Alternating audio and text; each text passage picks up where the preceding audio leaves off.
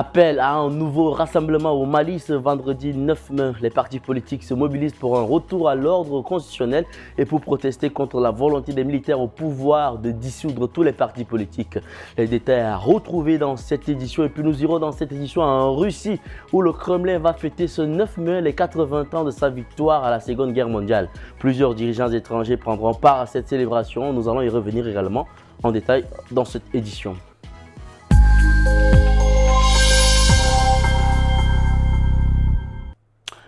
Mesdames et messieurs, bonsoir et bienvenue sur Tchad Info TV. Au Mali, les partis politiques appellent à un nouveau rassemblement vendredi 9 mai à Bamako pour protester contre leur dissolution programmée, mais aussi pour exiger le retour à l'ordre constitutionnel. Un rassemblement auquel ne pourra pas participer Mamadou Traoré, dit le roi. Président du parti alternatif pour le Mali et membre de la coalition d'opposition Jigui Yakoura Espérance Nouvelle, il a été arrêté le 24 avril, incarcéré et sera jugé le 12 juin prochain pour notamment atteinte au crédit de l'État. Mamadou Traoré est poursuivi en raison des propos critiques tenus dans une interview diffusée le 22 avril sur les réseaux sociaux. Au Mali, Mamadou Traoré est poursuivi par des propos tenus dans une interview diffusée le 22 avril, dans laquelle il critique les membres du Conseil national de transition, accusés de privilégier leurs intérêts personnels et de rester silencieux face à la menace de dissolution des partis politiques. Il remet aussi en cause la crédibilité du référendum constitutionnel de 2023 et dénonce le maintien au pouvoir des militaires malgré leurs promesses. Il est inculpé par le pôle judiciaire anti-cybercriminalité pour atteinte au crédit de l'État et diffusion des fausses nouvelles. Déjà emprisonné plus de 5 mois l'an dernier et membre de son parti a récemment écopé d'1 an de prison pour des propos similaires. Traoré, transféré à la prison de Diola, sera jugé le 12 juin. Les poursuites contre les voix critiques se multiplient au Mali depuis le début de la transition, suscitant l'inquiétude d'organisations comme Human Rights Watch, Amnesty International et la FIDH. Le Kremlin annonce que 29 dirigeants étrangers sont attendus dans la capitale russe le 9 mai pour les célébrations marquant les 80 ans de la victoire dans la Seconde Guerre mondiale. 13 pays enverront des détachements pour défiler aux côtés des troupes russes sur la place rouge. Les autorités de la Russie ont prévu un défilé de grande ampleur pour la deuxième journée du vendredi 9 mai qui marquera le 80e anniversaire de la victoire face à l'Allemagne nazie lors de la Seconde Guerre mondiale. Et le Kremlin compte sur de nombreux invités internationaux autour de cet événement. La Chine sera présente au rendez-vous. Le plus grand détachement étranger sera d'ailleurs composé des militaires chinois. À la veille du défilé, le président Xi Jinping aura un entretien avec Vladimir Poutine qui portera sur la guerre en Ukraine et les relations russo-américaines selon le conseiller diplomatique du chef de l'État russe, Yuri Ushakov. Le président brésilien Lula da Silva doit aussi assister au défilé. Outre la Chine, 12 autres pays feront venir à Moscou des détachements militaires. 7 États de l'ancien bloc soviétique répondront à l'invitation. L'Azerbaïdjan, la Biélorussie, le Kazakhstan, le Kirghizistan, la Tadjikistan, la Turkménistan et l'Ouzbékistan. Des soldats venus du Vietnam, de l'Égypte, de l'Oaos, de Mongolie et de Birmanie défileront également sur la place rouge. Les médias russes ne mentionnent plus en revanche la participation au défilé d'un détachement de l'armée serbe, pourtant annoncé à l'issue d'un entretien téléphonique entre les présidents russes et serbes en mars dernier. Aleksandar Vučić, brièvement hospitalisé après sa visite écourtée aux États-Unis, laisse planer le doute sur sa venue. Selon Yuri Ushakov, il est attendu à Moscou, mais la presse russe émet des doutes y voyant le résultat de pression des responsables européens sur un pays candidat à l'adhésion à l'Union européenne. L'Ukraine, pays en guerre avec la Russie depuis février 2022 et l'envahissement de son territoire par les troupes russes, a qualifié mardi 6 mai toute participation étrangère à ce défilé du 9 mai comme un soutien à l'État agresseur. Marcher avec les Russes, c'est partager la responsabilité du sang des enfants civils et militaires ukrainiens, a dénoncé la diplomatie ukrainienne dans un communiqué.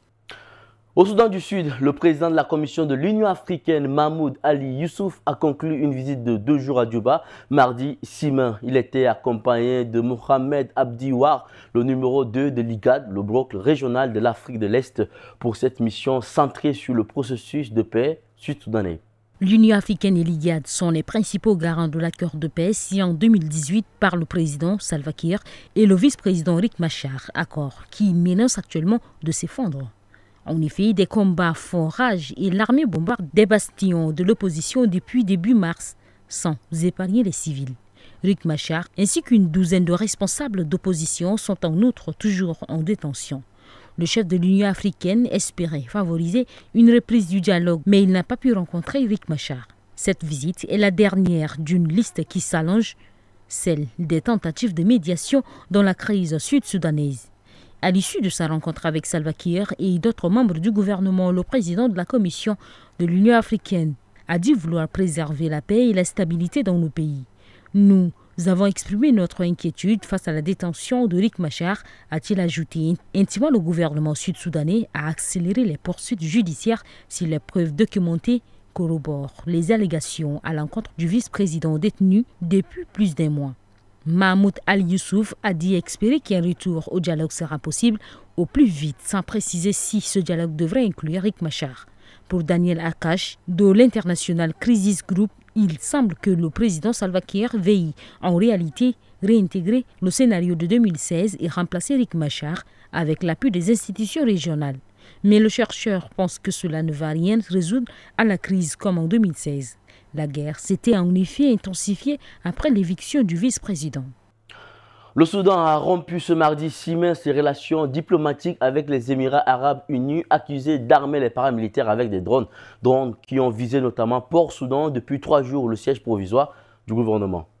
Le ministre soudanais de la Défense Yassin Ibrahim a accusé les Émirats arabes unis de mener un crime d'agression contre la souveraineté du Soudan via leur soutien aux forces de soutien rapide dirigées par le général Mohamed Hamdan Daglo en guerre contre l'armée régulière depuis avril 2023. Il les reproche d'avoir fourni des armes stratégiques sophistiquées aux paramilitaires. Face à ces soutiens qu'il dit croissants, notamment après les revers des FCR, le ministre a annoncé la rupture des relations diplomatiques avec Abu Dhabi, la fermeture de l'ambassade et du consulat soudanais et la désignation des Émirats comme État agresseur. Le Soudan répondra par tous les moyens nécessaires, a-t-il affirmé. Le même jour, le général Abdel Fattah al-Burhan, chef de l'armée, a pris la parole depuis Port-Soudan, appelant le peuple à l'unité face à l'agression et promettant la victoire.